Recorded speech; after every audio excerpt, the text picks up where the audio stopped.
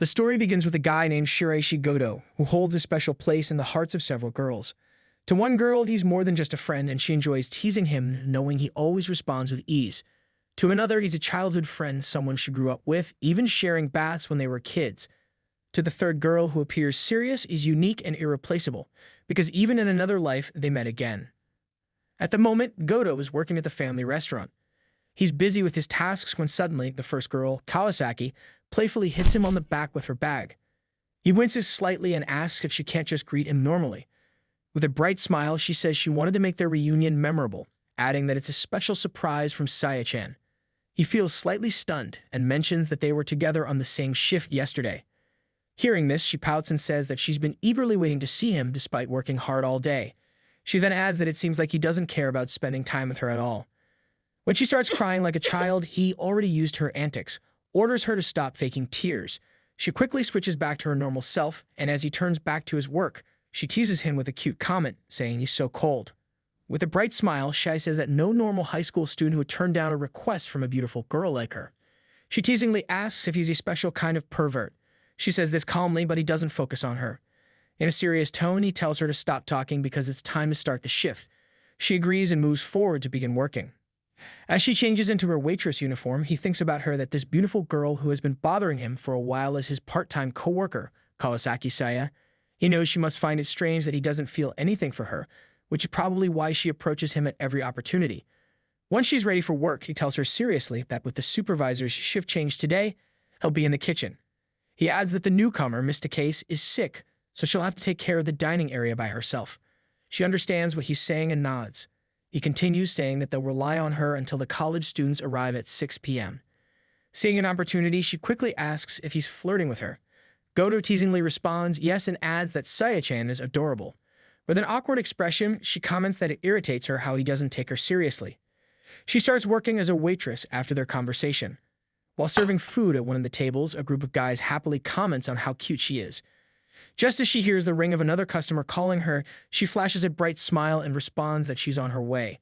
Moving toward the table, her foot accidentally collides with a boy's leg under the table, causing the food she's carrying to spill onto his brand new shoes. She immediately apologizes in a polite tone, but the boy grows visibly angry. He demands to know what her problem is and snaps that an apology isn't enough after ruining his shoes. He also shouts that they were brand new. Kawasaki freezes, clutching her tray tightly, fear spraying across her face. She thinks to herself that this is bad, she's in a critical situation and has no idea what to do next. The boy, still furious, picks up pieces of a broken plate and throws them at her, barking that she needs to stop messing with him. Before the shards can hit her, Goto steps in, catching one of the pieces with his hand. She stares in shock as blood trickles from his hand. With a calm and serious tone, he tells the customer that throwing broken pieces is dangerous as they could hurt someone. Standing firm, he politely requests the boy to move to another table. Kawasaki stares at him in surprise and blurts out that he was supposed to be in the kitchen. Meanwhile, other customers impressively whisper to each other, calling him awesome. However, the angry customer becomes even more furious at him for stepping into the situation. Before storming out of the restaurant, he takes a swing at him, landing a few hits. Despite his bleeding face, Goto maintains his composure and politely thanks the customer as he leaves. The other patrons, amazed by his bravery, assure him that he has done a great job, even calling him a true hero. He thanks them with a humble smile, and as they leave, they urge him to get some bandages. Afterward, Kawasaki rushes to him with a worried expression. In a soft and concerned tone, she asks if he's hurt. Wincing slightly from the pain, he shrugs it off, claiming he's insensitive to it. But she firmly tells him to stop pretending to be tough. He smiles gently, apologizes for scaring her, and adds that he's just glad he made it in time. She pouts with a cute and worried look, calling him a cheater before softening. Smiling gently, she calls his name and tells him he's amazing. She then playfully asks if she should get serious about him. He teasingly thanks her for the offer, and with a huff, she comments again that he's so cold. After some time, he walks down the street on his way home, reflecting calmly that today has been tough. He realizes he needs to hurry and get ready for tomorrow's opening ceremony. Once he arrives home and takes off his shoes, he comments that he is back, but then notices a pair of women's shoes by the door. He's confused as he doesn't recognize them, wondering if they belong to his mother's friend. Shaking off his thoughts, he tells his mother he's going to take a bath before dinner. However, when he opens the bathroom door, he freezes in shock. Standing in front of him is a beautiful girl, completely naked. His eyes widen in surprise, and she screams loudly. Quickly, she wraps herself in a towel, her face turning red with embarrassment, and asks why he's staring at her. Suddenly realizing his mistake, he quickly looks away and apologizes. Trying to calm himself, he nervously asks why she's in his house. With a blush, she explains that her bath is broken, and when she and her family were about to go to a bathhouse, his mother kindly offered her the chance to bathe here.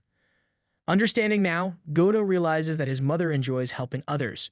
She, still wrapped in the towel, looks at him seriously and asks if he only apologizes after seeing her naked. She comments that if he were a normal guy, he'd at least get nervous or have a nosebleed. Actually, this naked girl is Goto's childhood friend named Hina, who lives next door.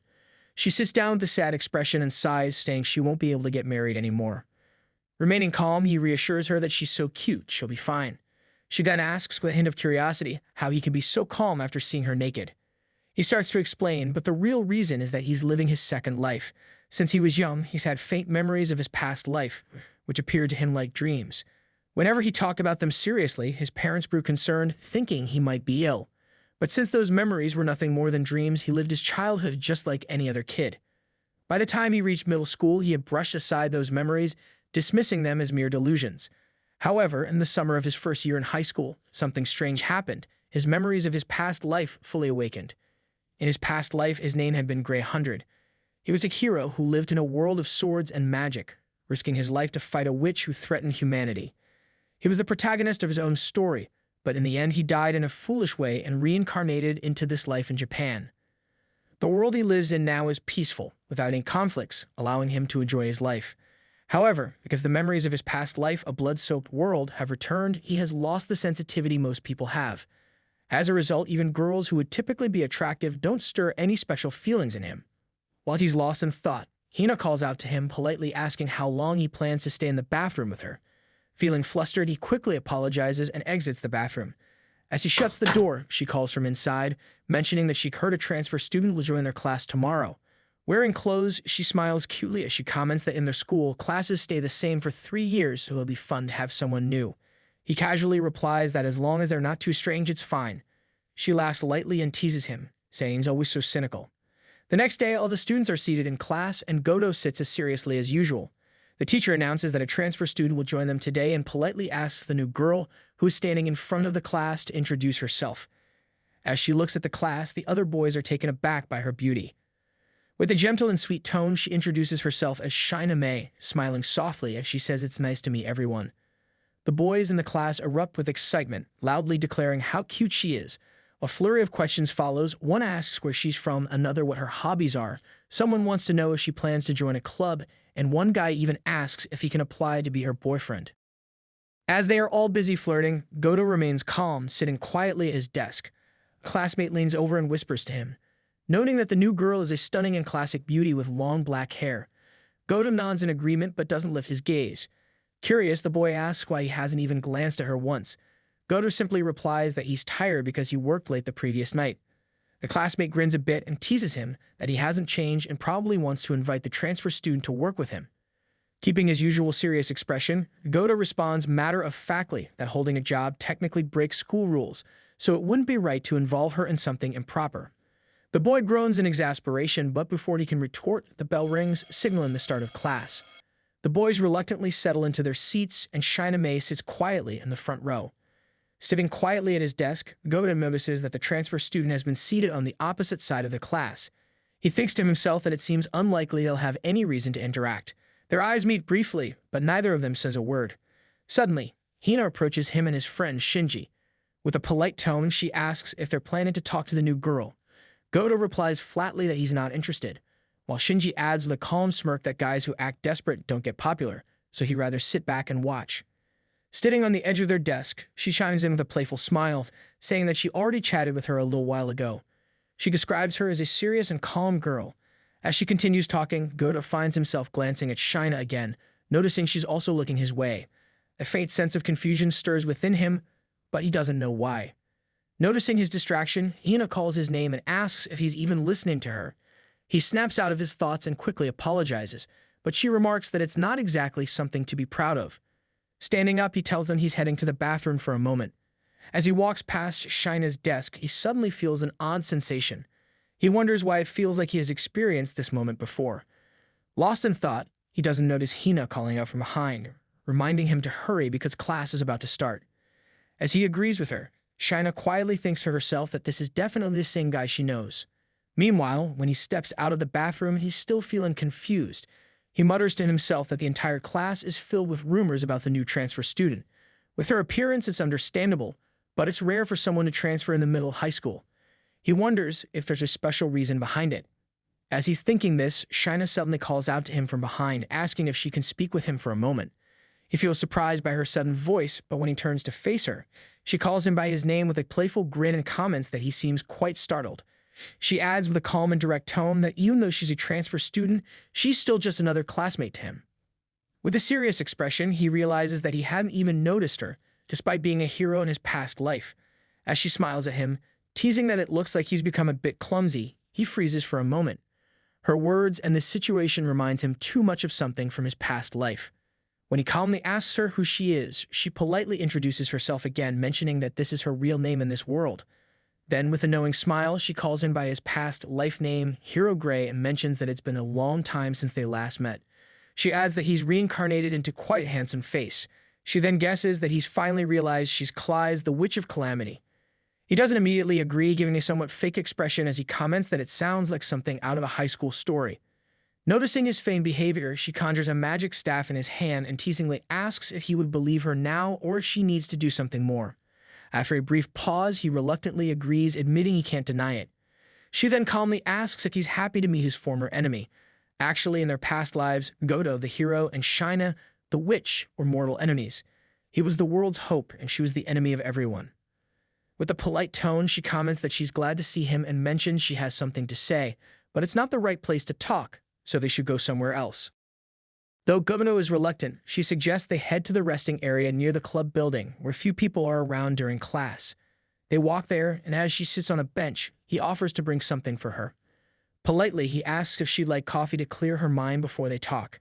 When she remains silent, he asks again if she'd like something to drink. She politely replies that she's been talking a lot since she arrived and her throat is dry. He smirks and asks if she doesn't have money for a drink. With a cute blush, she says that she just forgot it in the classroom. He simply puts a coin into the machine and comments that she hasn't changed, always avoiding owing favors to others. He presses the button to get the drink, and with a smile, he says it's a treat to commemorate their reunion across worlds. He hands her a drink and adds that he remembers she liked apple juice in their past life. She gently takes the drink and thanks him for his kindness. Watching her, he thinks that she's still weak against kindness. If the class saw that face, they'd definitely be enchanted. After that, he stretches his arms, feeling relaxed, and calls her by her new name, Shina. He asks if they can finally get to the point. She politely agrees, and as she stands before him, he simply asks why a witch, who was his enemy in their past life, would come looking for him. He also wonders if she's here because of some lingering resentment from their past life. Holding the tin tightly, she replies calmly that it's not the case. She explains that, in fact, she was the one who reincarnated him into this world. Noticing that her statement doesn't seem to affect him, she comments that he doesn't appear surprised. He replies that, as her former enemy, he knows more about a witch's magic than anyone else. He smiles and requests her to stop dragging things out and just tell him the real reason for coming here. She begins to feel awkward and hesitant, not wanting to explain the details. He smiles again and asks her, with a hint of teasing, to stop acting so antisocial. Her mood suddenly shifts, and with a loud sigh, she admits that she does have few friends and is indeed antisocial. She angrily asks what she's supposed to do if that's the case. As she speaks, tears well up in her eyes, and he is taken aback by her sudden sadness. He realizes that he's hit a sensitive spot and knows he needs to break the tense atmosphere. With a playful smile, he suggests that she's looking for him because she's in love with him and traveled across worlds to see him. Shina's face immediately changes, becoming both cute and stunned. She quickly denies it, saying that, as a witch and a hero, they are mortal enemies. But as she speaks, something strange happens. She begins to wobble, and before she can fall, Godo catches her in his arms. Feeling worried, he asks if she's okay. Looking so cute in his arms, she calmly responds that there's no time left for doubts. He asks if she wants to go to the infirmary, but she questions if he's planning something inappropriate. Feeling surprised, he quickly reassures her that it is not like that. As he speaks, she conjures a magic circle under her feet. Her mood shifts again, and with a serious expression, she orders her dark evil magic, capable of corrupting the root of everything, to show its true form before her spiritual eye and let her miracle dispel its curse. Godo is shocked, completely confused by what she's doing. He asks her what's going on, but before he can process, she suddenly steps forward and gives him a soft and romantic kiss on the lips. When she pulls away, he is left stunned and unsure of what just happened. With a blushed face, she comments that in the end he is her destiny. Sweating and still in disbelief, he demands to know what she's doing, insisting her to tell him her true purpose. He wonders to himself if her antisocial behavior has resurfaced. When she doesn't respond, he calmly tells her that she can take her time but asks her again to explain why she's come to find him. As Shina's face remains flushed, he thinks that she looks like a frightened little animal. Then, with newfound bravery, she speaks up. Coming closer to him and romantically holding his coat, she comments that she has to be clear.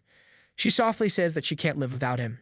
In a casual tone, she adds that after this, he must come to her house because they need to continue their conversation there. Goto is astonished once again. He thinks to himself that he's only 16 years old, and in this second life, he's been confessed to by his former mortal enemy, Shina Mei, the reincarnation of the witch Celis. They both quietly make their way to Shina's home. On the way, feeling a bit awkward, he remarks that she's a beautiful transfer student, yet on her first day of school, she leaves early. He adds that Hina, his childhood friend, will probably scold him for this tomorrow. Looking polite, Shina asks if he's worried about the girl sitting next to him, teasing him that he seems like quite the playboy compared to his past life. He responds, mentioning that she's good at provoking people despite being socially awkward. Soon, they arrive at her house and she casually tells him that they have reached.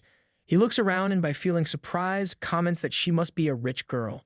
She calmly replies that her parents made all the arrangements for her transfer and that she's living alone now.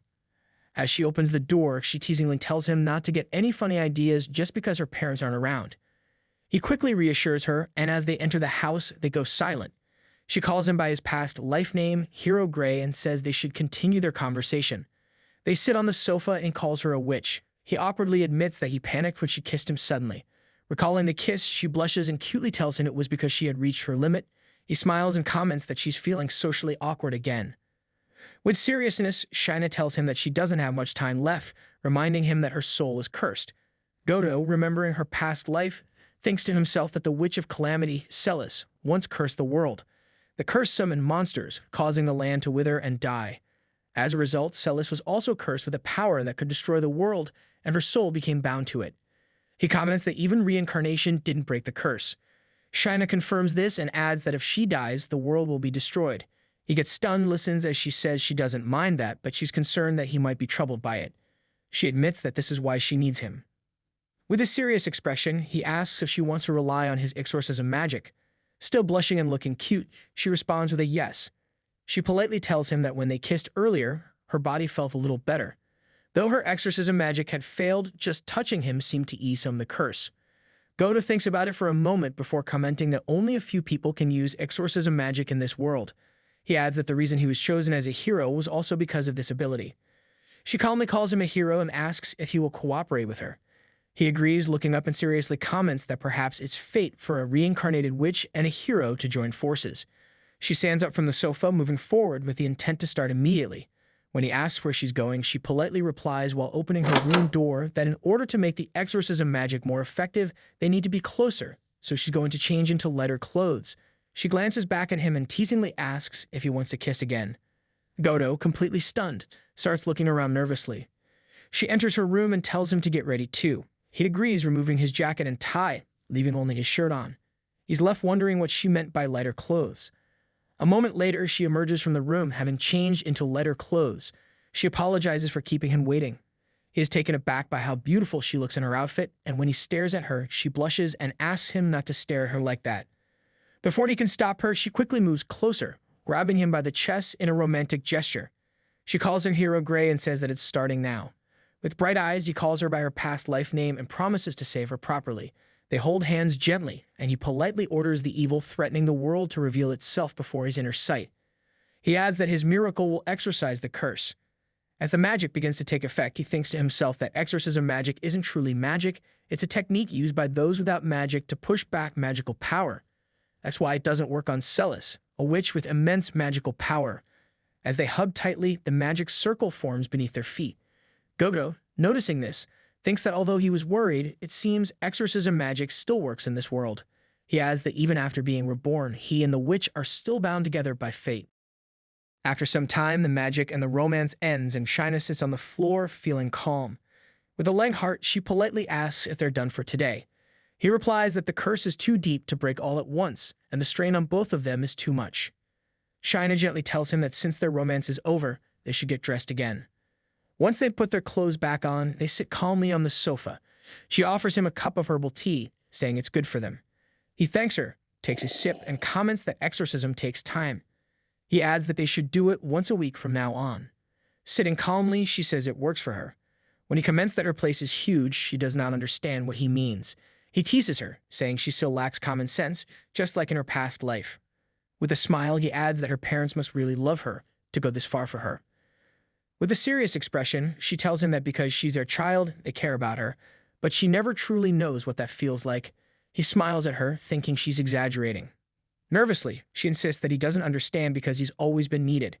This comment makes him think of their past life, and with a more serious tone, he tells her that he has made a decision.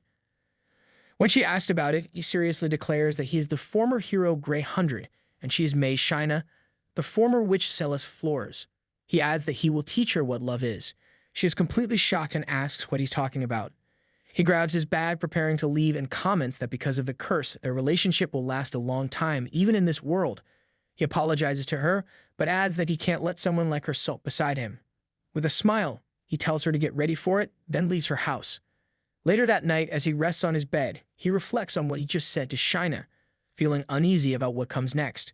Suddenly, he hears a knock on the door. It's Hina, who politely announces she's coming in. She enters with a cute expression and asks him what's going on with the transfer student since they both left early today. Feeling confused, he asks why she's here. She replies simply that she told him her bath was broken, so this is the reason for coming here. Then she demands to know why he left early with a new girl, adding that she might get angry depending on the reason. Godo, putting on a fake expression, explains that Hina's dog was sick, so he had to take her to the station early. Hina pauses, staying silent for a moment, then with a cute smile, says she believes him. Her mood shifts slightly, and she mentions that Hina's first day at school was tough.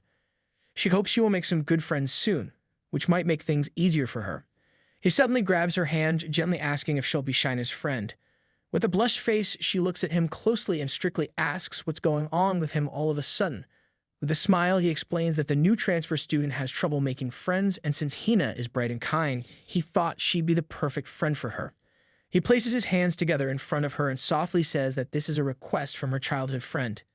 Noticing his calm demeanor, she agrees but adds one condition. Blushing and looking cute, she says that during the next long weekend, he has to take her to the amusement park. He agrees happily, but she thinks to herself that he doesn't even understand her feelings. After she leaves his room, he comments that they'll meet tomorrow at school.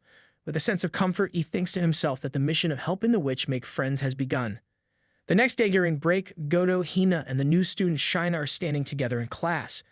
With a sad expression, Hina asks her if her dog is okay now, having heard about the situation. Hina casually replies that it's better now, and he thinks to himself that heroes are good at making up stories. Then, with a bright smile, Hina asks if they can all have lunch together. She cheerfully adds that eating with a group is more fun. The transfer student agrees easily, and the three of them sit down to eat. Suddenly, Hina looks at her plate with concern and asks if she only has salad. Noticing Hina's plate, the transfer student replies that there's a great takeout place nearby, so she must have plenty of meat. With a sweet smile, Hina comments that their afternoon classes will be about stamina. As the two girls talk, Godo watches them while eating his own lunch. He mutters that one is a meat eater, and the other is a grass eater. Hina then notices a book on the table and politely asks her if she likes reading. With a blushing face, Hina admits that she especially likes light novels, but then quickly apologizes and asks if she knows what light novels are.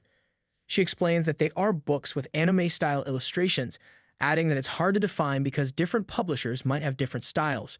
She apologizes again for rambling. Hina, though unsure of what she means, smiles happily and says it sounds a bit complicated, gently asking her to tell her more about herself.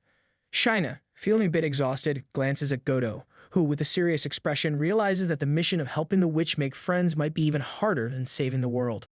Here I am, know it's been a while.